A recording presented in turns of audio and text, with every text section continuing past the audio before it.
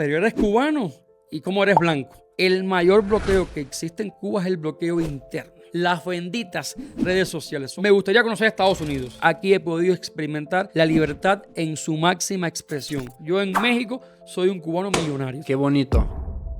Michel Crónicas, doctorado en filosofía, cubano y mexicano de corazón. Hoy nos narra cómo se enamoró de México y qué dificultades vivió para adaptarse a la nueva vida acá.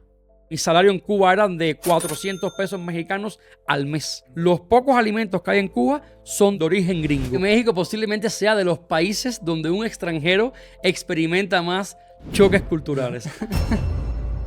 Michel, ¿tú qué dirías? Aquí en México o en todo el mundo, ¿qué es el malentendido más grande que en el exterior tenemos sobre Cuba? Yo te puedo decir que todavía Cuba sigue siendo una isla mística. A lo largo de los años, Cuba ha estado atrapado por muchísimo misticismo. Hay muchísimos estereotipos que se tienen con relación a la mayor de las Antillas, ¿no? Al caimán dormido, como suele conocerse Cuba. Hay muchas personas que han podido conocer Cuba, que han tenido contacto directo con los isleños y aún así no logran entender cómo funciona, qué es, cuál es el misterio de Cuba. Imagínate las personas que no han tenido la oportunidad, que no han visitado a Cuba, que es a través de terceros, a través de noticias, a través de vivencias de terceras personas. Por ejemplo, acá en México, que sí me he tropezado con clásicos estereotipos que se construyen sobre los cubanos. Como por ejemplo, ¿cuáles? Cuando yo estoy en la calle con desconocidos y me han identificado como cubano, me dicen, pero eres cubano. ¿Y cómo eres blanco? Digo, mira, y le doy el dato.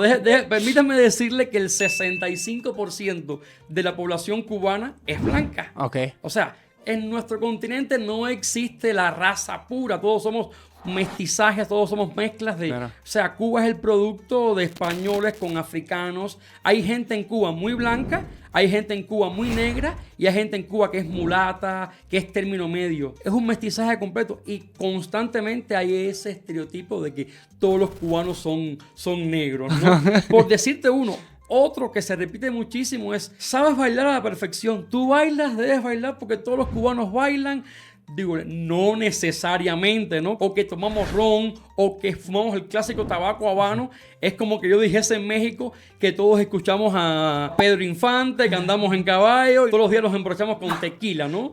O sea, yo creo que el ser de una nación va más allá que ese tipo de estereotipos que al final nos excluyen y no funciona así. Que no identifican nunca a plenitud a una nación, a un país. Por ejemplo, allá, ¿qué estereotipos existen sobre México? Mira también los clásicos. Claro que te puedo decir que con las redes sociales ya se conoce mucho más, se habla más de México.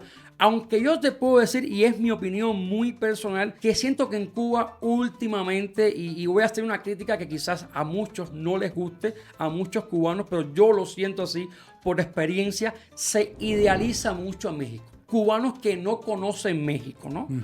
México es esto, México, o sea, se habla mucho en las redes de un amor hacia México, que si bien es cierto que históricamente han existido lazos de hermandad, muchos artistas cubanos, Celia Cruz, Benny Moré, triunfaron en México. México históricamente le ha abierto las puertas. Los mexicanos conocen a los cubanos y viceversa. De México se habla mucho. Muchos extranjeros vienen a visitar México. Se exagera un poquitico. Me encanta México, amo a México.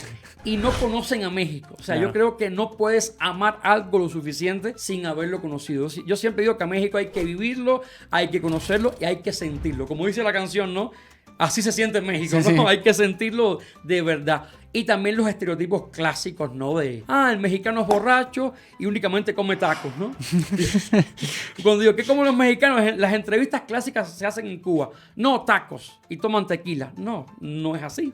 Es más amplio. También, entre otras cosas. Entre otras cosas, sí. Es patrimonio, pero no es lo único. Por o sea, supuesto. Es un estereotipo también por parte de muchos cubanos. Ok. Tú ya llevas aquí 8 años, me comentas. 8 años, ya cumplí 8 años. ¿Cómo fue eso para ti? Porque me comentaste que viniste a México. Tu historia personal es muy interesante. para hacer una maestría. ¿Nos podrías contar un poco más sobre tu historia en general? ¿Cómo comenzó todo? Claro que sí. Vine a México en el año 2016. Cada cubano tenemos una historia de vida muy diferente y estoy muy orgulloso de ser un migrante. Pero yo vine a México justamente para cursar una maestría. Ya desde el año 2014 tenía un amigo acá en México, vivía en Puebla, fue al estado donde yo llegué por vez primera y yo me interesé por venir a México a superarme. O sea, era profesor en Cuba, en la Universidad de La Habana, y por supuesto que aunque era profesor de la mejor universidad del país, estaba haciendo lo que me gustaba, no estaba ajeno al impacto económico. Por ponerte un ejemplo, mi salario en Cuba eran de 400 pesos mexicanos al mes. Al mes, ok. Al mes, o sea, unos $20 americanos. Ya. Era muy poco. Se me dio esa oportunidad, aprobé mi examen, me dieron una beca CONACYT, que es las becas que otorgan para estudiantes tanto mexicanos como extranjeros. Y puedo decir que mi intención inicial fue cursar nada más la maestría de 2 años. ¿Estudiaste filosofía? En Cuba, sí. Yo hice mi carrera de 5 años en filosofía. Ok. Y hice mi maestría de 2 años en filosofía posteriormente en México y después hice mi doctorado también en filosofía. Ay, no manches, yo no te hablé de doctor en el comienzo, perdón por... No te preocupes. Michelle está perfecto. ¿Cómo sería doctorado, no? Sí, un doctorado. ¿Cuál es su apellido? Coto. Ah, sí, doctorado Coto tendría que haber dicho. No te preocupes. Llegaste acá y ¿cuáles fueron como tus primeras impresiones? Salí de Cuba con 29 años. Ya. O sea, fue por primera vez en tu vida. Primera vez. Yo tiempo atrás, quizás cuando tenía 18, 19 años, yo vi toda mi vida en Cuba. Toda mi vida en Cuba. Superarme en Cuba, hacer vida en Cuba y después uno va madurando, maduré intelectualmente, maduré como persona y dije, tengo que buscar otros horizontes, tengo que explorar otras opciones para poder crecer de la manera que yo quiero, profesionalmente, económicamente, poder ayudar a la familia. No puedo decir que yo llegué a México sin conocer nada de México. Mis abuelos siempre les gustó la cinematografía mexicana, o sea, Pedro Infante, Sarita García, Jorge Negrete, Cantinflas, Mario Moreno, y yo conocía bastante de México. O sea, todos estos ya pegaron allá también. Sí. Okay. Todos estos personajes del cine mexicano pegaban mucho en Cuba, se escuchaban. Y también música, ¿no? Por supuesto se conoce Luis Miguel, Juan Gabriel, me encantaba Juan Gabriel. O sea, ya había un cierto acercamiento con México. Pero era un acercamiento estrictamente cultural. Era un acercamiento cultural. Pero cuando llego a México, lo primero que a mí me impacta, yo empiezo a descubrir México no desde que pongo pies en suelo azteco. En suelo azteca, perdón. Yo empiezo a descubrir México desde que estoy en el avión. Desde que yo estoy en el avión, que es mi primera vez que yo empiezo a descubrir lo que es una verdadera ciudad. O sea, una ciudad tan poblada como la Ciudad de México, digo, o sea, ¿qué es esto? Estuviste en la ventana sobrevolando la ciudad. Sobrevolando la ciudad, fue un vuelo de La Habana a Ciudad de México y esa fue mi primera impresión. O sea, eso me marcó. O sea, me marcó porque era la primera vez que yo tomaba un vuelo, era la primera vez que yo sobrevolaba una ciudad y Ciudad de México, las ciudades más grandes del mundo. Estamos hablando de 22 millones de habitantes. Sí. Cuba somos 11 millones. Bueno, quedamos menos actualmente, es el doble, ¿no? Sí. Y desde que llego, que aterricé, que pasé por todo el proceso de migración, el aeropuerto de Ciudad de México es una locura. Claro. El aeropuerto de La Habana tiene 16 puertas de embarques, aquí es 200 puertas de embarques. O sea, comercio, tiendas, abundancia desde el momento que aterrizo en Ciudad de México y estoy en el aaeropuerto. Eso fue lo primero. O sea, estamos hablando de un joven cubano que no había conocido nada hasta ese momento. A mí también me impresionó la primera vez que sobrevolé Ciudad de México. Dije, o sea, lo que a mí me impresiona más que podías ver hasta el horizonte y no se termina, pues. No se acaba la ciudad. Es impactante, es impactante. Conociendo tu fondo, siendo filósofo, tú te especializaste en existencialismo. Existencialismo. Okay. Español. Últimamente se ve en las redes sociales como hay un auge, ¿no? De de creadores que hablan de filosofía y claro, ¿no? La filosofía, no sé cómo la podríamos llamar, económica, que pues Karl Marx también de cierta manera pertenece a este ramo, pues del espectro de izquierda, tal vez Adam Smith más del lado liberal derecha. Se habla mucho del caso de Cuba, el sistema económico que tienen ahí. ¿Qué es tu opinión? Porque algunos tienden a defender Cuba y dicen, no, es que por los pinches gringos les metieron el embargo, ¿no? El bloqueo, por eso no están floreciendo. ¿Tú cómo ves este tema? Se habla de un bloqueo impuesto por Estados Unidos que desde la era de Kennedy. Recordemos que antes del triunfo de la revolución, haciendo un poco de historia, antes de 1959 en Cuba existían muchísimas compañías norteamericanas. O sea, en Cuba estaba Coca-Cola, la electricidad, la telefonía y muchísimos negocios eran de origen norteamericano. Y lo cual, o sea, Cuba emerge como república en 1902 y Estados Unidos empieza a negociar. Hay muchas compañías, como te comentaba, y eso, por supuesto, generaba muchísimos empleos a familias cubanas. O sea, estamos hablando de una Cuba de los 50 que estaba en su máximo esplendor. Okay. Triunfa la Revolución Cubana en 1959, se impone. Como toda revolución, implica un proceso radical en cuanto a conceptos, en cuanto a ideologías y en cuanto a formas de gobernar, ¿no? Las revoluciones tienen detrás una mano de hierro fuerte, ¿no? Claro. Y la Revolución Cubana no fue la excepción. Claro. O sea, triunfa en 1959, los jóvenes barbudos que tenían 30 y tantos años, y se implanta el sistema. Inicialmente se dijo que no iba a ser socialismo, se dijo que se iba a respetar la propiedad privada, se dijo que iba a ser elecciones libres, y no ocurrió eso durante décadas. O sea, sí fue socialismo, posteriormente fue comunismo, porque el partido que existe en Cuba es el Partido Comunista de Cuba, que de hecho es el único existente en Cuba. Y ahora aquí con relación al bloqueo, la pregunta que tú me haces. Durante décadas, y eso yo lo he abordado, lo he hablado en muchas ocasiones en la academia, con amigos, en privado, porque es un tema que siempre uno cuando es cubano nos toca, ¿no? Porque de algún modo tiene que ver directamente con nosotros, ¿no? Sí. Y más cuando estamos en el extranjero. Eres cubano, ¿qué pasa con el bloqueo? ¿Es real que Cuba no se ha podido desarrollar por el bloqueo? Yo te puedo decir que actualmente, y es triste, el mayor bloqueo que existe en Cuba es el bloqueo interno. Es el bloqueo que está impidiendo que el cubano se desarrolle. En Cuba actualmente hay mucha escasez, actualmente hay muchas limitantes. Pero si existiera un bloqueo fuerte como el que se dice existir por parte del gobierno, en Cuba no encontrarías alimentos de origen norteamericano. Los pocos alimentos que hay en Cuba son de origen gringo. En Cuba toda la tecnología, celulares, pantallas, lo que te puedes imaginar de tecnología, en su inmensa mayoría procede de Estados Unidos. Yo envío a mi familia mensualmente, envío una despensa, la compro en una página y es un envío desde Estados Unidos. O sea, es como una remesa, pero en productos. Una remesa en productos. Ok. En ¿Y eso se permite? Sí, se permite. Yo te decía, tú puedes ser cubano viviendo en Estados Unidos y tú puedes comprar un barco de productos y llevarlos a Cuba. El gobierno de Estados Unidos no te lo va a impedir.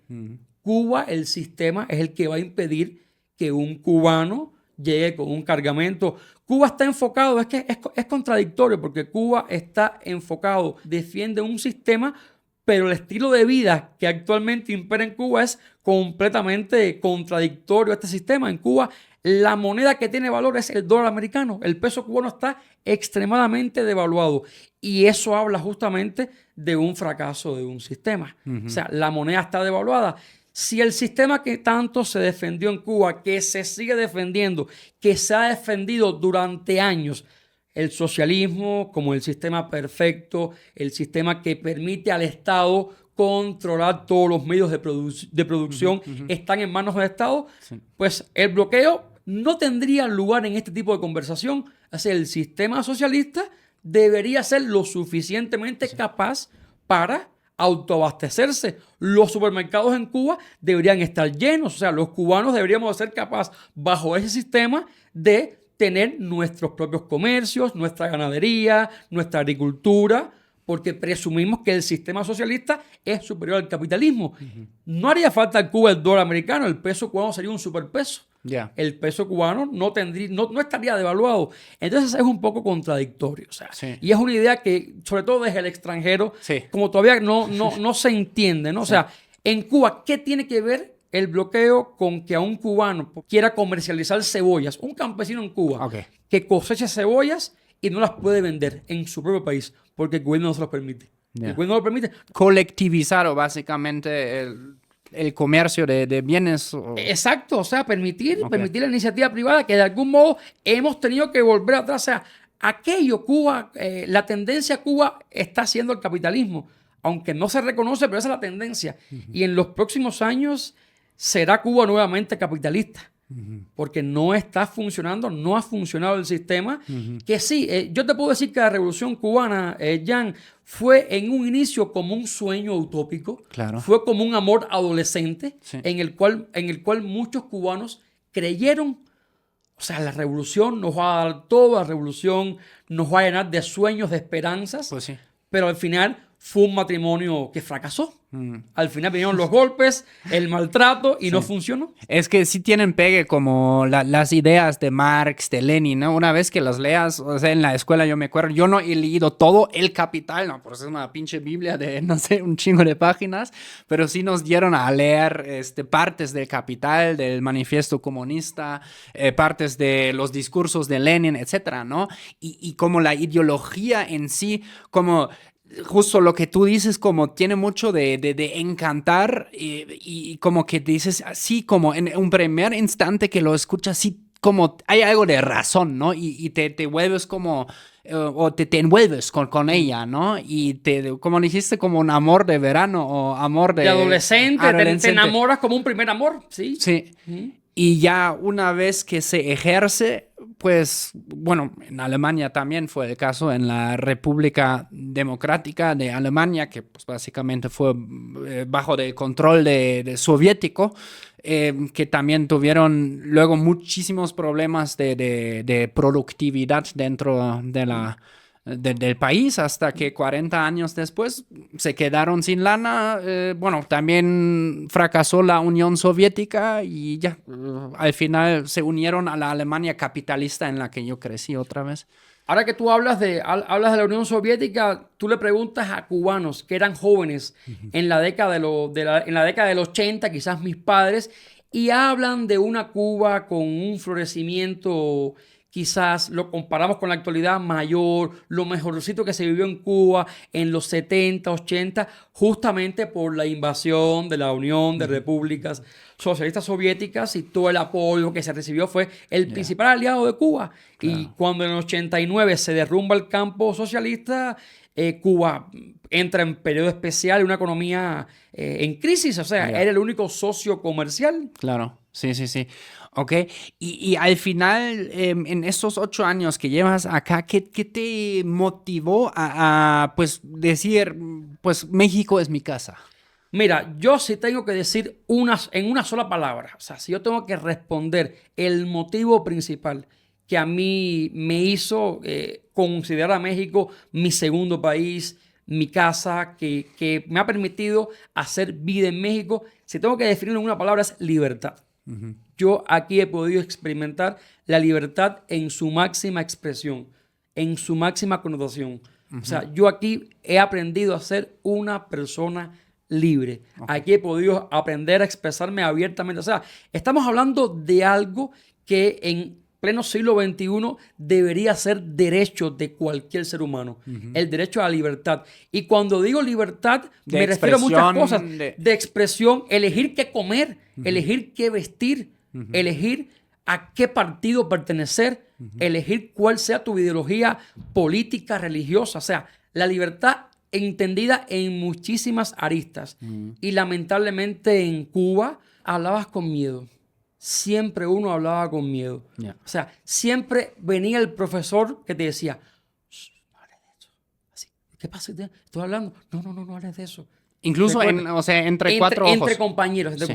Porque fíjate que tenías que hacer mensualmente una reunión que respondía al partido. Fíjate si todo estaba tan oculto que te voy a explicar cómo yo tuve que hacer para venir a México. O sea, yo era profesor. Si yo hubiese dicho en mi departamento que yo quería venir a México a superarme, a hacer una maestría, lo cual es un derecho, no me hubiesen dado el permiso. O sea, yo todo tuve que hacerlo para que veas este punto que tú estás ahora mencionando, el temor que siente uno, lo controlado que está uno, incluso hablando de pasillo, como siempre decimos, cuidado, las paredes tienen oído. Sí. Yo todo lo hice a escondida. Yeah. Yo tuve que legalizar mi acta de nacimiento, mi certificación de notas, mi título universitario, lo legalicé primero ante el Ministerio de Relaciones Exteriores en Cuba, después lo legalicé en la Embajada de México en La Habana, y yo informé a la universidad que estaba en México cuando ya estaba en México.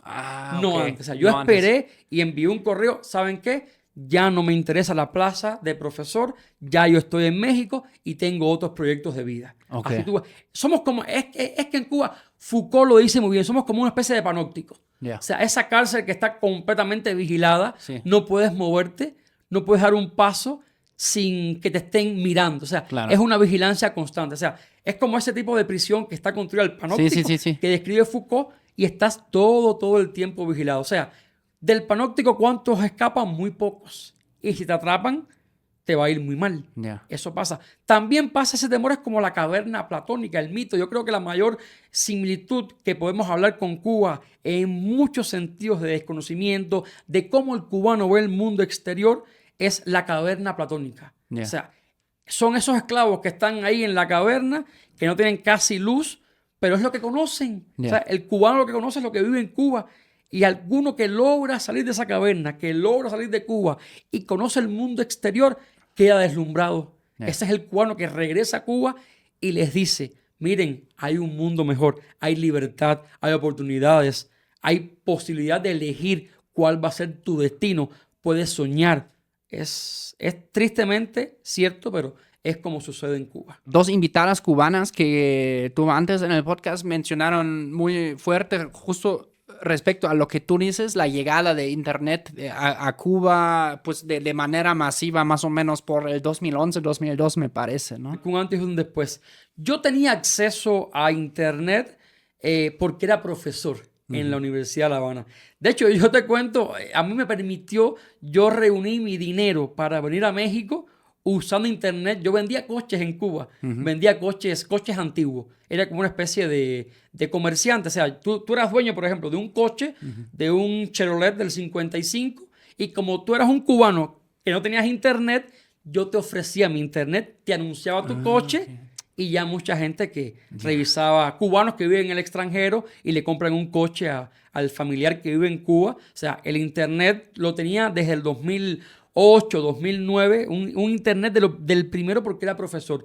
Pero el Internet masivo empezó en Cuba como el 2015. Yeah. Era un Internet que la gente tenía que ir al parque a conectarse. O sea, eran espacios públicos. Sí. Comprabas tu tarjeta y eso, lógicamente, te digo, marcó un antes y un después porque le permitió a la gente, al menos por Internet, por las redes sociales, como decimos, ¿no? Las benditas redes sociales. Son benditas, sí. Sobre todo para los cubanos, porque le permitió conocer un mundo exterior, más allá de la información que se brinda en los medios de Cuba. Oye, ¿cuáles han sido tus choques culturales más fuertes acá en México? Oye, mira, yo te puedo decir que México posiblemente sea de los países donde un extranjero experimenta más choques culturales. Por ejemplo, los modismos. O sea, los modismos es impresionante. En Cuba, solemos decir, es de los modismos que desde el día 1, recuerdo que iba a tomar un autobús, me dirigía a una clase de mi maestría, y en Cuba decimos coger, o sea, tomar. Sí. Cojo el autobús. Al autobús, o sea, lo heredamos de España, decimos coger. Que lógicamente que en México se entiende, en cada estado se entiende que es coger, pero desde hace algunos años en México se le ha dado a la palabra coger una connotación sexual. Sí. Claro. Y en cada estado, y te puedo decir, he estado en varios estados, en cada estado es diferente. No es lo mismo Ciudad de México, quizás Puebla. Yo vivo en Puebla y también con algunas personas en específico. Sí. Me encuentro en la parada de autobús una chica muy seria, muy formal, y le digo yo sabía que había que decir señorita. En Cuba decimos, mi amor, mi vida. Ajá. Una pregunta, tú te diriges a un desconocido Sí. y le dices, mi amor, una pregunta, mi vida, una pregunta. Yo dije, no, déjame ya adentrarme con la cultura mexicana, aunque llevo apenas 72 horas, llevaba poco tiempo. Y le pregunto a la chica, llego yo, y en aquel entonces yo también hablaba alto, muy directo, todavía era un cubanito recién llegado que estaba chocando con una nueva cultura. Y le digo a la chica, señorita, ¿cómo puedo coger? Cuando le digo eso, la cara se le puso de varios colores, el semblante. Yo rápidamente me percaté y en automático dígole, tomar el autobús. Ah, sí, joven, mire. O sea, eso fue los modismos. Y hay muchos más que yo recuerdo que con mis compañeros de maestría hasta nos reíamos, ¿no? Y era parte del aprendizaje, aprendiendo modismos mexicanos. El no manches, cuando me decían no manches, yo me miraba a la playera. Me asustaba, ¿no? O sea, y me decía, oye, no manches, Michelle. Acabé de ir al baño, ¿cómo que estoy manchado? Me miraba la pantalla del pantalón, ¿qué onda, no? No manches. El haz de cuenta que. Hazte cuenta que... Haz de cuenta que. O sea, decía, el no inventes, cuando me decían no inventes. Dice, no. No lo Recuerdo inventé. que estaba haciendo una historia, yo muy serio, muy concentrado. Mira, le estaba explicando a varios compañeros y me dice uno, no inventes, Michelle. Y digo yo, o sea, no ¿Qué invento? no me digas mentiroso. Como, te estoy hablando muy en serio. O sea Ya. hay muchos modismos en México. Esa es por la parte de los modismos, por la parte del léxico. El léxico mexicano es muy amplio. Sí. O sea, hay textos sobre el ser del mexicano que es diverso, es único. Me pasó también, lógicamente, con la comida. Mira, con la comida un choque muy fuerte es que para mí era hasta el día 1 que llegué a México, la tortilla para mí es la tortilla de huevo. Ok. Lo que es el omelette. Claro, como el Sí, omelette. el huevo, la tortilla española. Y yo voy a una fonda, voy a probar la fonda, me dijeron. Ajá. Prueba una fonda, es que comida muy rica. Entro a una fonda, pido mi plato, los 3 tiempos. Es que también en la fonda hay varios choques porque los 3 tiempos en Cuba normalmente es el platico de arroz con todos juntos, ¿no? Y ahí son 3 tiempos, Sí. ¿no? Es bien abundante. Y yo pedí mi pollo, yo feliz con mi comida y me dice la chica, se me acerca, joven, ¿le pongo tortillas? Dígole, no, ¿para qué tortillas? Si tengo carne, no quiero huevos ahora. Y es la tortilla de maíz. Claro. Y ya no puedo prescindir de la tortilla de maíz. Y lo que tienen los choques culturales acá en México, que cuando eres extranjero y llegas y comienzas a familiarizarte con modismos, con comida, con comportamientos, y una vez que estás en México, ya no puedes vivir sin ellos. Sí. Sí, luego O sea, se te pegan, Se ¿no? te pegan, o sea, Sí. se te pegan muchísimo. ¿Cómo lo llevas con el picante? No muy bien, o sea, no muy bien. No, fíjate, ahí, a ver, si ser mexicano significa comer picante, ahí sí estoy Claro. reprobado. Ok. Sí, ahí sí reprobado. Yo como algunas salsas, quizás algunas botanitas así, Ok, vamos a poner- jalapeño, pero Vamos a ponerlo a la prueba. Aquí Michelle, un cubano, dice probando. que mientras más intenso sea el color, peor es. Fíjate, Vamos a primero ver pícaros. Eso me causaron la primera vez bastante como conflicto, ¿no? Yo no entendía cómo echan como tipo de chile y tamarindo a me dulces. sigue causando impacto que son dulces con picantes. A ver, vamos a probar uno. Este. Adelante. Pícaros. O pícaros, ¿no? Pícaros. Pícaros. ¿Ya de una vez? Ujú. No. Mm, ¿Qué dices? Me gusta el tamarindo, ¿eh? ¿Eh? Yo ya me acostumbré. Para principiantes está bien, pero no, ya este sí, Jan. Este sin problema. Pero sí tiene su picor. ¡Ay! Pero sí. Después, ¿no? Mm, Prueba uno de esos. Squinkles rellenos. y son adictivos. Una vez que los Pues, pruebas, son adictivos. Es que justamente ya cada vez yo me cacho también con eso. Esos sí están buenos. No. Es que lo que está chulo que rellenados, ¿no? ¿Sí te gustan esos? Me gustan. No son demasiado picantes. Lo tolero. Si me pones un jalapeño, no me lo puedo comer. Y ahora sí, la estrella que digamos, cuando vamos a Alemania, como luego, ¿no? A mí me gusta, y a Jess también, como repartir entre nuestros amigos alemanes como productos mexicanos, ¿no? Y a ver cómo reacciona. Pero siempre como también como las papas picantes. Primero las prueban y dicen, no manches, pero ya luego, una vez que justo como tú dices, como quieren más, ¿no? Flaming hot. Esa nunca las he probado. Pero con ganas, así. Primero. Y extra.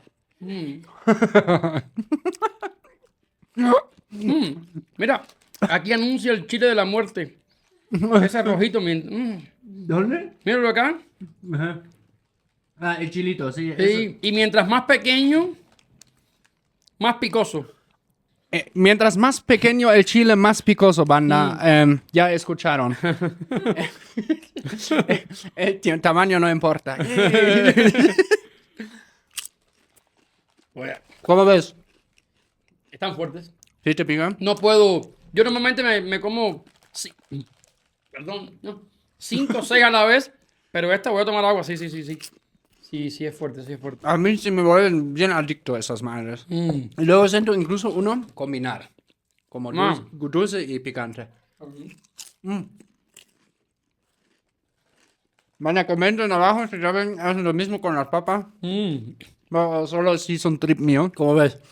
No.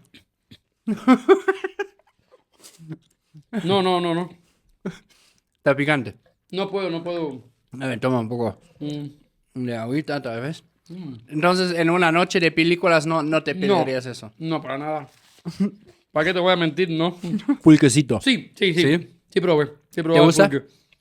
Me gusta el de sabor, no me gusta el natural. Lo he probado de mango, Ándale. pero el puro pulque natural no me gusta tanto. Ok. ¿Mezcal? Sí he probado mezcal y tequila también. Órale. Pero con Así. limoncito ahí. A besitos. Sí, a besitos, exactamente. Muy poquito, poco. No tengo la capacidad. ¿Del shot? No, del shock. No A podría. mí no me gusta podría. hacer eso. No podría. Rara vez que tomo tragos, pero como que cualquier trago que tomo, aprendí en México de tomármelo así como besitos. Michelle, mucha gente que ve Choque Cultural me pidió que te invitara. Cada rato hago como encuestas. ¿Quién quieren que invite? Y fuiste muy mencionado. Y nos hicieron preguntas para ti. ¿Por qué elegiste México para vivir? Por ejemplo, pregunta Xochitl. Siempre fue mi primera opción. Ya. O sea, la oportunidad. México tiene muchísimas universidades. México daba becas y siempre lo vi como una opción. Tenía muchos amigos cubanos que ya habían venido, que vivían en México como profesores. O sea, se me ligó muy bien con mi línea de investigación.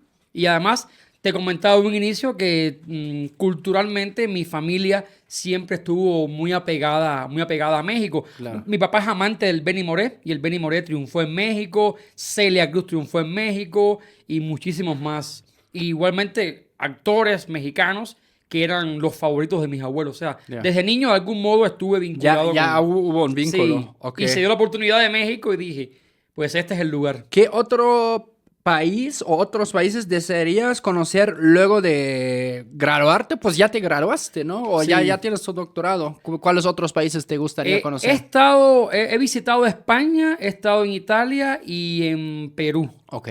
A mí me gustaría conocer Estados Unidos. Sí, Ok. me gustaría conocer Estados Unidos. El día de mañana que sea ciudadano mexicano, Dios quiera que sea muy pronto.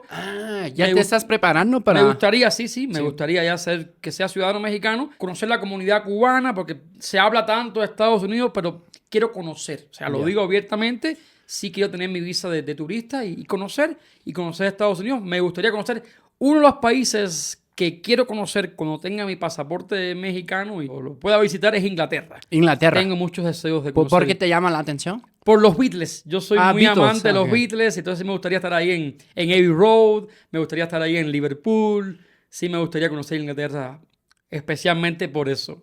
Qué padre. ¿Cómo conociste a la pingüinita? A Pingüinita es mi esposa, Pau. Eso Sí, está es bien que padre. ya la comunidad lo sabe, la comunidad que me sigue en el canal, que ella es muy amante de los pingüinos, o sea, la conoce como la pingüinita, Nos conocimos, en Puebla. Ella estudió en la Universidad Iberoamericana de Puebla, ahí hizo su licenciatura en Economía, y yo en ese entonces estaba concluyendo mi maestría en un evento, la conocí en un evento ahí, le pedí el número y Nos conocimos en ese momento, empecé ahí a escribirle, después fuimos a un café y bueno, fue naciendo todo. Ok. ¿Es mexicana? Ella es mexicana, es poblana. Ella es poblana de Talavera. ¿Qué diferencias has notado en relaciones o en conocer, ¿no? De cotorrear versus mujeres cubanas versus mujeres mexicanas? En cuestiones de amor, lo que prevalece, si la pregunta se refiere a cuestiones de amor, pues es el amor, no importa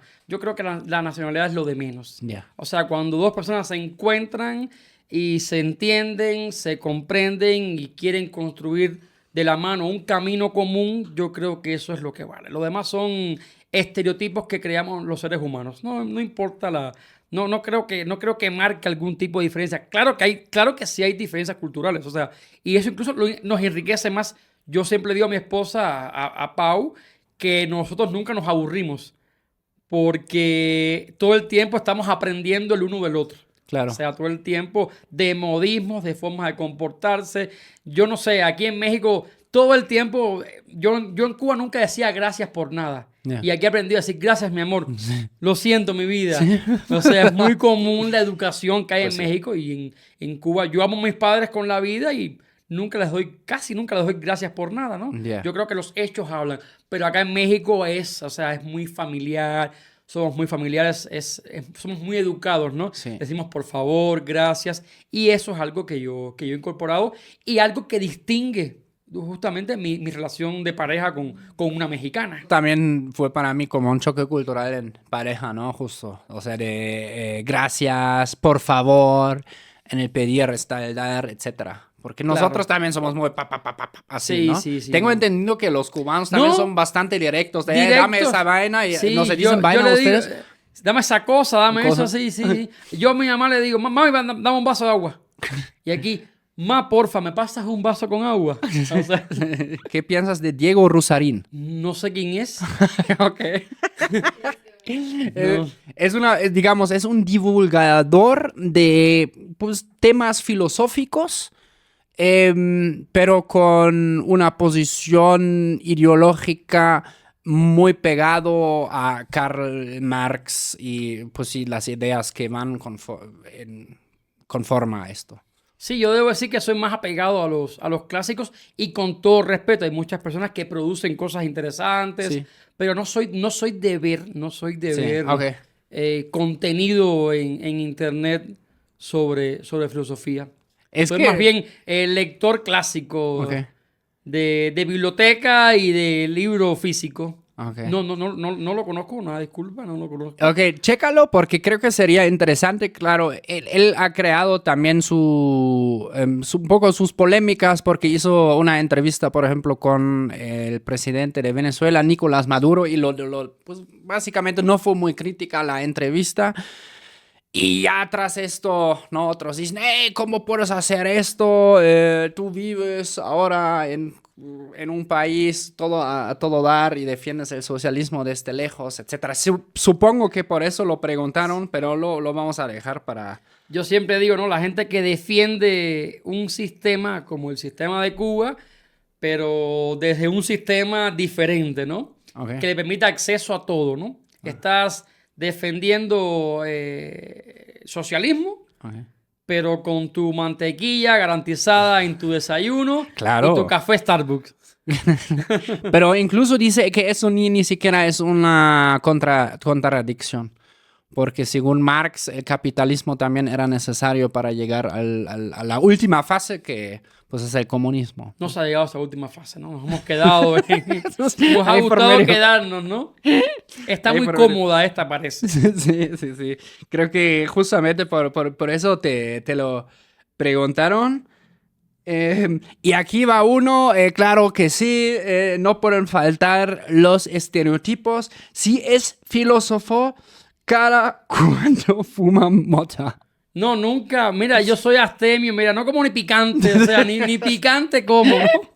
No como picante, no tomo ni cerveza. Un vinito los 24 de diciembre, los 31 de diciembre. Ya. Una cerveza una vez al año y de raíz la que me gusta cuando salgo con mi esposa. No, soy astemio, no tomo, no tomo. Y me he visto elegante, así que... Claro. Y me baño todos los días, así que... Y no fumo, o sea, nunca he fumado tampoco. Una vez más nos envuelven los estereotipos. Claro. Sí, eso fue otro que aquí puso, pero no lo quise hacer. Pero ahora que lo mencionaste, si es filósofo, ¿cada cuánto se baña? No, diario. Diario y muy escrupulosamente, de hecho. Y además iba a mis clases de filosofía con mi camisa, mi pantalón de salir. Ok. Iba muy bien vestido. Ok. Y mis zapatos le daba brillo ahí negro, le pasaba ahí el cepillo, iba bien limpio. Eso siempre es como un estereotipo sobre gente que estudia filosofía y también, manda, lo escucho mucho sobre los europeos, que no nos bañamos tampoco. ¿En Cuba también existe ese estereotipo? Sí, fíjate que sí es cierto. Ay, es que, no, es como, bueno, huele un poco, pero me bañé hace 3 días, no sé por qué. Pregunta Edgar, después del tiempo que llevas acá en México, ¿cómo has sentido el cambio de un país como Cuba a un país como México? Creo que ya lo como describiste, pero como los puntos más importantes. Te dirías? puedo resumir que con el tiempo que llevo viviendo en México, con todo lo que he experimentado en México, ya yo no podría vivir en Cuba. Con eso te puedo responder claramente el impacto que ha tenido mi vida en México. Yeah. O sea, me cambió completamente. Ya yo soy cubano, soy orgullosamente cubano, soy patriota, defiendo mis raíces, estoy orgulloso de mis orígenes, pero ya México es mi patria. México Yeah. es mi país. Como dice mi mamá siempre, es tu segunda patria, tu segundo país, tu segundo hogar. Aquí estoy casado, aquí me he podido desarrollar en muchísimas facetas de mi vida, en lo personal, en lo profesional, he podido desarrollarme y ya yo no imagino una vida, no en Cuba, sino una vida fuera de México. No Ya. la imagino ya. Ok, ay, qué padre, qué bonito. Michelle, otro estereotipo sobre los cubanos que son muy buenos boxeando y también jugando ajedrez. No, fíjate que ya eso no es un estereotipo, es una cosa que es real, sí. Sí, es cierto. Tenemos muy buenos jugadores, muy buenos ajedrecistas. Capablanca fue un clásico campeón mundial de la década del 30, 40. Ah, sí. ok, antes, Sí, incluso antes de la revolución. Incluso antes, sí. Ok. Si mal no recuerdo, Capablanca fue antes de la revolución, si mal no recuerdo, pero es de los ajedrecistas icónicos. Mi papá fue campeón con 15 años. Ok, Sí, órale. fue campeón nacional, jugaba mucho ajedrez. Él me enseñó a jugar ajedrez. Yo no aprendí a jugar ajedrez, que lo recomendable es aprenderlo siendo muy niño. Sí. Ya aprendí de adolescente. Ya. Con 13, 14 años ya me enseñó a acomodar las piezas, cómo caminar, cómo mover cada pieza, lo básico, ¿no? Ahí los alfiles, cómo se mueven, los caballos, las torres, sí. Y sí, hubo un tiempo que cuando estaba en la prepa jugaba bastante ajedrez. Es común ver en la calle, por ejemplo, acá si vas al metro, me parece en Ciudad de México, creo que es Metro Hidalgo, ¿no? Donde están unos viejitos loquísimos. O sea, cómo juegan, son unos... Se hacían bastantes campeonatos, aunque sí es más típico encontrarte a los niños jugando pelota. O sea, Ok. el béisbol Claro. es el deporte... Béisbol también. El béisbol, sí, es el deporte nacional. ¿Y Sí. como los viejitos, como en la calle, juegan algo? Juegan dominó. Dominó, sí, El dominó es el verdad. que vas a encontrar en la calle, es el dominó. O sea, Ya. ese sí, ahí campeones. Campeones. Mi abuelo era muy, muy aficionado al dominó, le encantaba. ¿Tú dirías dominó es más suerte, más habilidad, mezcla de los dos? ¿Cómo lo atribuirías? Pues saber mover las piezas, saber soltar las piezas y también un poco de suerte. Ahí yo creo que está mezclado ambos, ¿no? Ahí es porque revuelves las piezas y lo que te toque y un poco con lo que te toque saber crear tus propias estrategias de juego. Sí. Es como eso me queda, no sé de qué impresión, de qué película, video que yo lo haya visto, pero unos viejitos en la calle sí. y jugando. Hay un video clásico de Enrique Iglesias que grabó en La Habana con gente de zona. Ah, tal vez es ese. Y ahí vas a ver una La escena ahí en La Habana. gozadera, esa. Esa es con Mar Anthony y Ok. uno también con Enrique Iglesias. Ahí vas Ok. a ver ahí la Ajá. gente jugando dominó. Ok, ¿aceptarías si te invito a un partido de ajedrez? ¿Un minuto? Sí, yo le entro, Ok. no te... A ver, vamos a ver si te tocan blancas o negras. A mí me gusta más jugar con negras. Ahí, Ok. negras, mira Ay, ya. no. Si Tengo que te... mover. Tú Cada pica. vez que mueva, tengo que picarle. Ándale, Ya, así es. perfecto. Ok. A ver, sí, sí, perfecto. Oye, bro. Así, sí, Cara. ya no. Andas generoso. No, no, no, es que hay tiempo sin ver. Ujú. Jaque. O es que está duro, banda, jugando así blitz. Porque sí, uno tiene que... Sí, es muy generoso. No, es que te das cuenta lo que es llevar tiempo sin. No, ya ganaste por tiempo. ¿Por qué no? ¿Qué? Porque mi reloj ya se terminó. Tenemos que jugarlo, pero de verdad, no. Porque Pobre, créeme que no estamos viendo bien. pobre Michelle, yo le ando aquí, primero te di papas picantes, ya luego Ahora te... me obligas a jugar una partida de 1 minuto contra. Ahora te voy a obligar a tomar mezcal, imagínate. Imagínate, no. Voy a tener choques de verdad culturales en este tiempo. Sí, sí, sí. Oye, ¿y los choques culturales en pareja, cómo los describirías? Fíjate que te digo, hay un crecimiento constante. Mi esposa es una poblana, pero ella es muy educada, ella es muy medida. Es una mujer muy, muy, muy linda por dentro y por fuera. Y no es que yo soy un cubano también, porque también el estereotipo, este cubano habla alto, este cubano. No, yo soy un cubano también. Me considero educado, me considero formal. Pero vivir con una poblana aprendes mucho. O sea, todo el Claro. tiempo estás en ese constante aprendizaje, en ese constante choque, en ese constante contraste, ¿no? Desde los modismos, desde la forma de comer. Ella come picante y yo no soy tan comedor de picante, ¿no? ¿Y O te sea, hacen tu salsita aparte o cómo lo solucionan? cocinamos los Sí. dos juntos. Yo creo que buscamos ahí el puntito medio. De todos modos, la salsa en la mesa no está de más. Quien guste se sirve y quien no, no pasa nada, no pasa nada. Es que luego ya también, no sé si viste, se hizo bastante viral una noticia de que aquí como en las colonias donde hay muchos estadounidenses, como que las taquerías ya estaban rebajando las salsas, ¿no? Ya Para está. que los gringuitos no se enchilaran. No, a mí me pasa con mi esposa, hablando de choques. Yo he tenido que un poco bajarle a mi tono de voz, porque los cubanos sí es cierto que hablamos alto, ¿no? Ya. Ese es uno de los clásicos estereotipos y se cumple una inmensa mayoría, ¿no? Y a veces estamos platicando de noche y yo me emociono en la plática y me dice mi esposa, mi amor, un poquito más bajito. Y yo, sí, sí, cierto, cierto. Así me dice mi esposa, pero es como más como ya luego cuando, como yo hablo de cosas de trabajo y así como me emociono, ¿no? Pero ya luego Nos dicen tomamos en como, serio de verdad. ajá, sí. Y luego como sí puedo entender que, claro, dicen, este güey, ¿qué quiere, no? ¿Por qué está gritando tanto o hablando tan fuerte? Hay historias, nos han escrito en la comunidad, nos escriben de comunidades de cubanos, 5 o 6 cubanos que viven en un fraccionamiento y están en casas dispersas. Entonces tienen como en el centro están los mexicanos y los cubanos están en la retaguardia, están ahí y lo que se forma cuando hablan alto es Se escucha hasta... la gente piensa que estamos enojados. No, no estamos enojados, es el tono de voz. Así hablan, sí.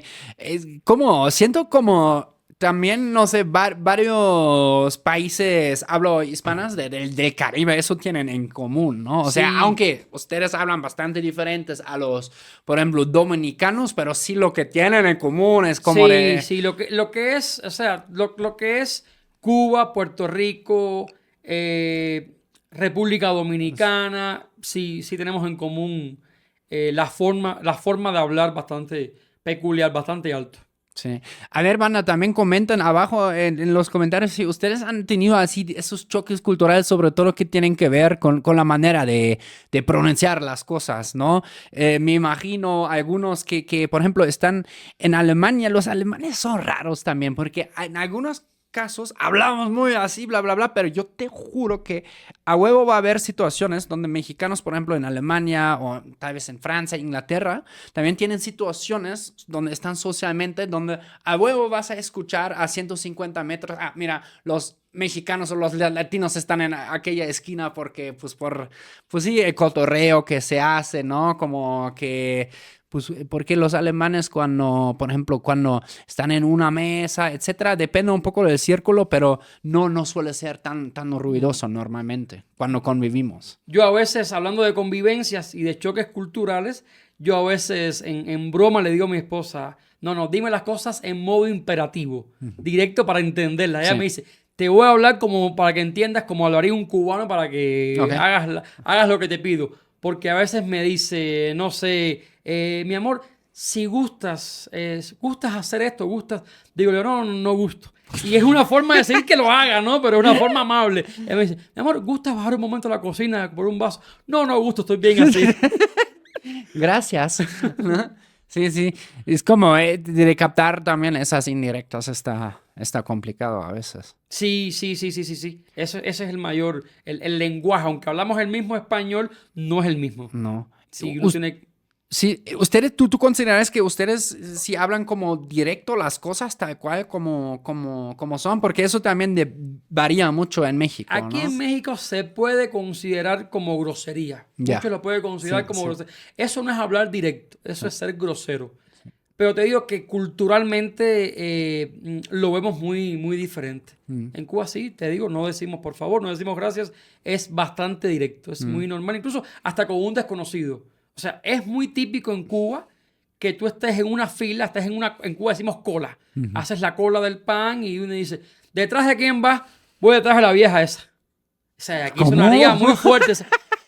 Sí, es la del barrio, sí es fuerte. Ay, O sea, pero a ver. claro, estamos hablando también, yo no lo diría y muchos cubanos no lo dirían, pero otros pueblos que sí lo dicen, ¿no? Pero ¿y la vieja es vieja o la vieja es en general? No, esa es una señora, o sea, mayor, ¿no? Ok. Sí, voy detrás de la vieja. Voy detrás del viejo. Pero, a ver, Y aquí ¿y la en México vieja sí es no muy se fuerte, enoja? o sea, si es una grosería. No, o sea, hay gente, te digo, hay casos y casos. Pero todas las abuelitas quieren que no aparezca, o sea, como yo también ya haber pasado los 30, yo quiero aparecer más joven que soy. Claro, es cierto, sí, o sea, es sí. Yo ahora que estoy adentrado, que vivo en México, ya se me hace una grosería. De hecho, cuando yo voy a Cuba, ya muchos en Cuba no me identifican como cubano, porque hablo más pausado. Si yo voy a Cuba a un lugar a comprar algo, voy a comprar cualquier cosa, y yo digo, buenos días, señorita. Ya con decir eso, dice, este no es cubano, porque ningún cubano dice buenos días, señorita. ¿Usted cree que sería posible? Ningún cubano. Un cubano, mi amor, ¿tienes esto? Directamente, ¿no? Sí, directo al grano. Y en el futuro, ¿cómo planeas? Como ahora tienes tu doctorado en filosofía, ¿te ves en México? ¿Te ves en otra parte? ¿Cómo? En estos tiempos de tanta incertidumbre, en estos tiempos de tantas crisis, y más uno que es filósofo, hablar del futuro es algo muy incierto. O sea, yo creo que lo que pasa es que los seres humanos vivimos condenados en un eterno presente y no nos damos cuenta de eso. Nos estamos lamentando por lo que ya pasó y no tiene remedio y sufrimos y nos angustiamos por lo que no ha ocurrido. O sea, el futuro es muy incierto. Lo que vaya a pasar en el futuro, yo creo que lo voy a construir desde este presente que tengo. Tengo un presente maravilloso. Soy un cubano bendecido. Yo me siento un cubano, siempre lo he dicho, millonario en México. Yo en México soy un cubano millonario. O sea, con todas esas bendiciones, con todas esas oportunidades y con todas esas armas que me ha dado este país, pues intentar construir un futuro mejor que este presente. Dentro de la filosofía, tú mencionaste que te has especializado en el existencialismo. Existencialismo español, específicamente en Miguel de Unamuno. Ok, ¿podrías como describir en algunas pocas palabras qué son las partes más características de esta corriente? La corriente del existencialismo es una corriente que nace en el siglo XIX con el pensamiento del danés Søren Kierkegaard. O sea, estamos hablando de una corriente que justamente se está cuestionando la esencia misma de la existencia, ¿no? Y sobre todo tiene un auge mayor, tiene una crisis, tiene un florecer mayor en la Primera Guerra Mundial. O sea, cuando parte de Europa queda completamente devastada, surgen estos pensadores como Sartre, como Unamuno, todos estos existencialistas que están cuestionando justamente el sentir, el ser propio de la vida, ¿no? Esos como los postulados básicos que defiende el existencialismo y en las circunstancias históricas que nace esta corriente. Ok. ¿Hay alguna filosofía que has estudiado, pero como dices, como no te pudo como enganchar o convencer de su punto de vista? Te vas a poner bravo, la alemana, es muy difícil. A ver, Kant, Hegel, Ajá. Fichte son muy difíciles. O sea, Sí. la filosofía alemana es muy complicada y yo creo que estás obligado, si realmente quieres conocerla, quieres involucrarte, tienes que saber alemán. Ya. O sea, todos los que no tienen alemán como primer idioma, no es el idioma materno, y le interesa la filosofía alemana, a fuerza creo que tienen que estudiar la filosofía, tienen que estudiar el idioma alemán. Oh, está durísimo. O sea, Heidegger, por ejemplo, estamos hablando de los Sí. pensadores más duros alemanes. Sí. Y es muy complicado. O sea, para entender ciertos conceptos, porque hay palabras del alemán que traducirlas al español son Sí, difíciles de la sí. cotidianidad. Imagínate que una corriente filosófica Sí. es aún más complicado. Sí, hay muchas cosas que luego no se pueden traducir o solo como en una combinación tal vez de palabras. Exacto. Tío de un amigo mío tradujo de Hegel, creo que ¿cómo es? Fenomenología Del espíritu. Que es una locura. O sea, Sí, yo lo fenomenología del espíritu, pues sí. leí de 17 años, no completo, pero nos dieron leer ciertas partes y era muy, muy duro. Tenía que leer 2-3 veces el texto en alemán para captar más o menos a qué se refería, cómo se relacionaba cada cosa. Y un cosa. texto aún más duro es Ser y Tiempo de Heidegger. O sea, es un texto... Ya.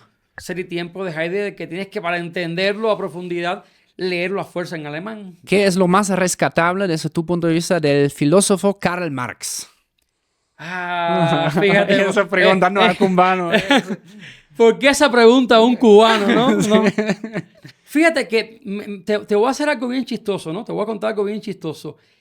Me he tropezado con eventos viviendo en Cuba, o sea, y con todo respeto, no voy a decir nombres ni mucho menos, todos mis respetos a profesores que son marxistas, que estuvieron en la URSS, que son cubanos, pero que presumían conocer mucho el marxismo. Ok. O sea, que se jactaban de conocer el marxismo.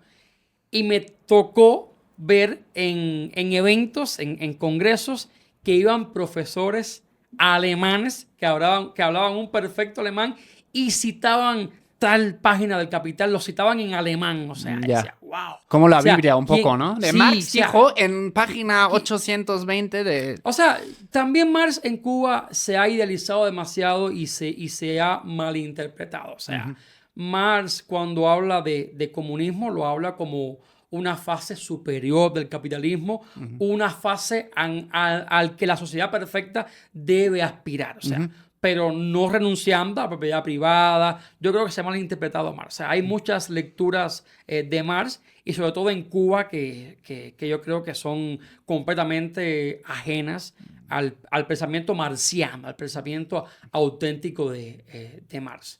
Al final el comunismo sigue siendo una utopía, o sea, no existe quien se declara comunista, pues ¿de dónde? O sea, si Marx no habló nunca de un comunismo terminado, de un comunismo acabado, o sea, Marx defendió muchas cosas del capitalismo, o sea, él habla del fetichismo de la mercancía, y es cierto que hay cosas que no son lo suficientemente acabadas en un sistema como lo es el capitalista.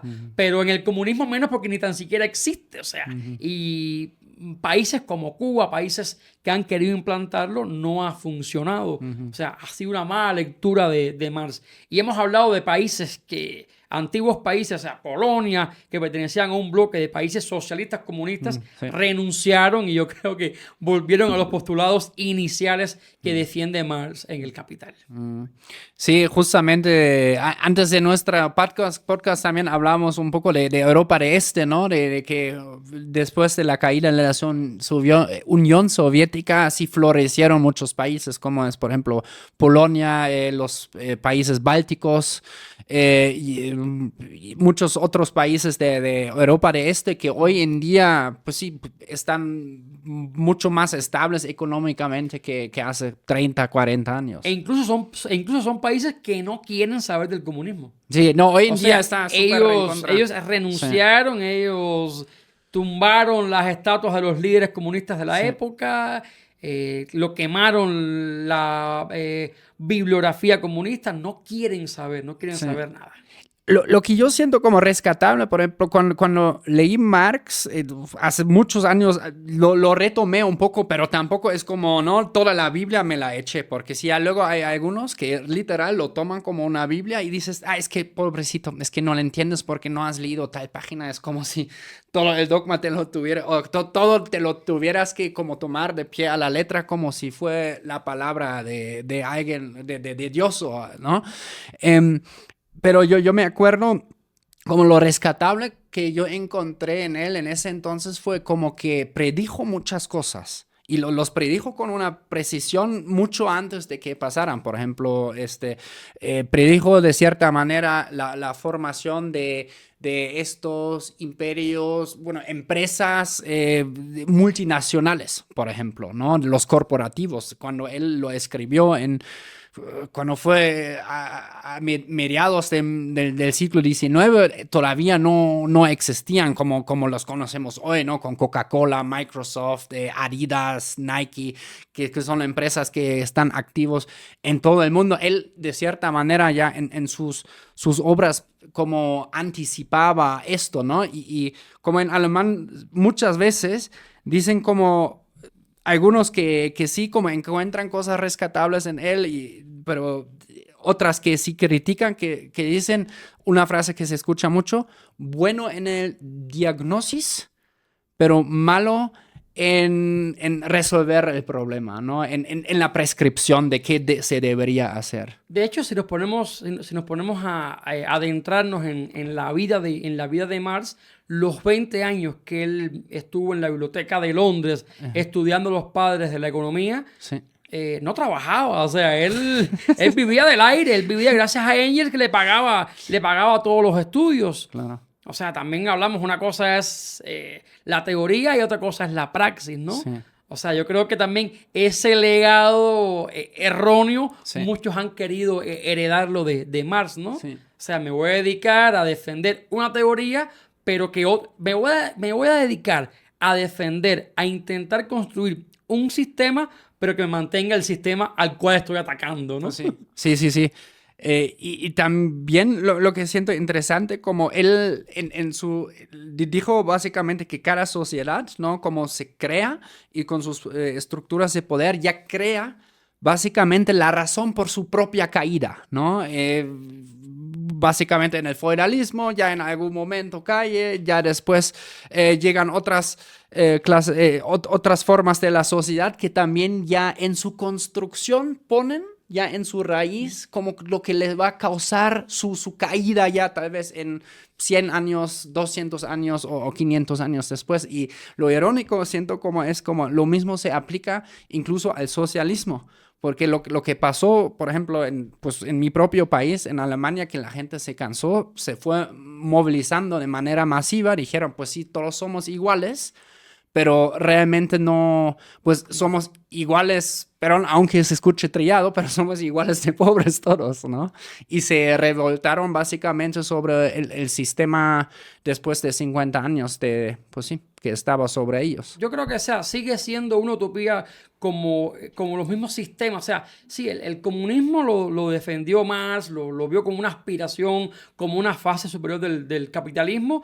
Quizás pasen 500 años, quién sabe. O sea, quién sabe. Lo cierto es que no hemos querido, como sociedad ya evolucionada, renunciar a ciertos principios, a ciertos valores, a ciertas ventajas económicas que nos da el sistema capitalista, que sigue siendo perfectible. O sea, ningún sistema es perfecto. Todo, hay muchas cosas que cuestionar, hay muchas cosas que abordar de manera crítica, pero sigue siendo un sistema que nos permite acceder a ciertas cosas. Los grandes utópicos como Tomás Moro, como Campanella, como Francis Bacon, hablaron de sociedades perfectas, pero fueron utópicas, fueron utopías que no se pudieron construir. No. El comunismo no se ha podido construir, o sea, la gente no lo quiere. No. O sea, mientras no haya una conciencia masiva, pues no se va a poder construir y por algo será. Sí. O sea, por algo será. Y tenemos también los ejemplos de los países que se hacen llamar comunistas, ¿no? Sí. A todo por igual, o sea... Pero ya luego dicen, China sí lo logró. cómo ves? Fíjate que el caso de China es un comunismo muy a su estilo, ¿no? Porque tienen grandes transnacionales y ellos exportan al mundo entero y tienen un desarrollo tremendo, ¿no? Ojalá que en Cuba tuviésemos ese tipo de comunismo. Ojalá, con acceso a tantas cosas, ¿no? Pero, o sea, lo que pasa con el comunismo y lo que pasa con el postulado utópico del comunismo es que todos somos iguales. ¿Y qué significaría eso? Tú trabajas 15 horas al día, yo trabajo 1 hora, pero yo voy a ganar lo mismo que tú. Y no es justo. O sea, no es justo porque vivimos en una sociedad igual. No sé, yo creo que el sistema capitalista, aunque no sea perfecto, te permite acceder según tu trabajo, según tu esfuerzo. O sea, puedes tener un negocio o tener 2 o tener 3, depende de ti. Ya. Bueno, ahora el marxista diría, y depende de las personas que estás explotando. También sí, no, es que tampoco, fíjate que esa es la lucha, ese es el cuestionamiento constante que existe en Cuba, ¿no? A ver, sí, estamos explotados, están también los cubanos que se quejan. Están los cubanos que en Cuba no trabajaban, no hacían nada y lógicamente no tenían dinero. Llegan a Estados Unidos y se sienten explotados. Pero tienen el coche del año, tienen Eso todo tiene una consecuencia, lógicamente. No vas a ser siempre dueño de una empresa. También tiene que existir el trabajador. Claro, que haya jornadas justas. Esa sigue siendo una lucha dentro de un sistema que no es perfecto. Michelle, en tu canal, ¿qué tipo de contenido subes? Yo, la idea que tenía desde un principio era mostrar cultura cubana, cultura mexicana, Órale. desde mi perspectiva, o sea, desde la perspectiva de un cubano que vive en México y que está descubriendo este país. Es un canal donde intento rescatar la importancia de la unión familiar, ¿no? De ese cubano que logró llegar a México, que logró conocer un mundo diferente, pero que no olvida a sus seres queridos, ¿no? Y es lo que intento plasmar en cada uno de mis blogs. En los últimos, sobre todo, que han venido mis padres. Sí, lo vi. Que he logrado. O sea, ha sido un sueño de los más grandes de mi vida.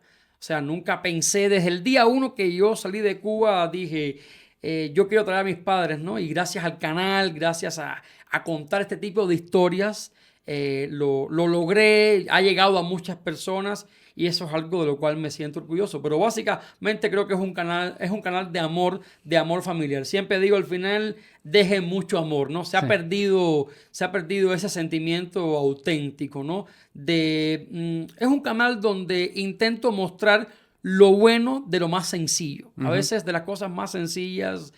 Creo que México es un país maravilloso y creo que a veces en México los propios mexicanos, siempre lo digo, no se da por sentada las cosas que se tienen, ¿no? A veces, hace poco hablaba con una amiga y me decía, de aquí de Ciudad de México, me decía, fíjate que yo toda la vida he vivido en Ciudad de México y yo hasta me deprimía, no me gustaba mi ciudad y tuvieron que venir extranjeros a asombrarse de Bellas Artes, del Zócalo y digo yo, wow, vivo en una ciudad que es una maravilla y tiene que venir alguien de afuera a decírmelo, ¿no? O sea, y aprendes a valorar más tu entorno inmediato, ¿no? Sí. Lo mismo me pasa con luego amigos mexicanos o de otras partes que vienen a Alemania y en casi 2 o 3 semanas viajan a más países en Europa que yo en toda mi vida. Sí. Eso pasa. A veces, lógicamente que el extranjero se asombra porque desconoces. Claro. No lo da. Yo a veces en mi municipio, en Cuba, hay un río y quizás vas tú ahora y dices, wow, fue en el río donde yo nací, donde me crié, donde aprendí a nadar, ¿no? Claro. Lo doy por hecho.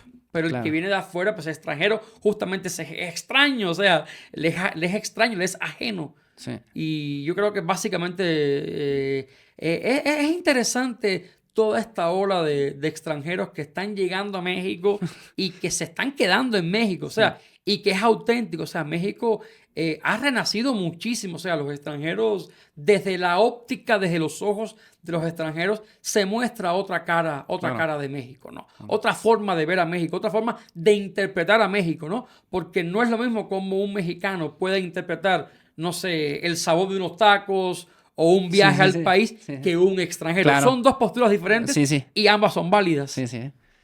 Tú estás en YouTube como Michel Crónicas. Michel Crónicas. De todos modos, banda, ya saben, dejo abajo en la descripción el canal de Michel. Michel, hermano, No, muchas gracias. encantado, encantado, es un gusto, Encantado. es un gusto. Cuando quieras, aquí charlamos. Podría seguir el podcast por horas más. Y pues muchas gracias hoy porque viniste de este pueblo solo por el podcast. Sí, vine desde Puebla únicamente por tu invitación y te lo agradezco mucho. No, verdad, Jan, le he pasado muy, muy bien y siempre es una oportunidad, ¿no? Para poder platicar y hablar de estos temas de migración, que son temas tan fuertes, ¿no? Y que tienen que ver mucho con choques culturales Así que es. vivimos cada día. Hermano, muchas gracias. Cuando quieras grabamos otro capítulo. Y pues ya saben, banda, eso es Choque Cultural, el podcast que rompe burbujas y une culturas. Nosotros nos vemos muy pronto. Chao, chus, agur. Bye.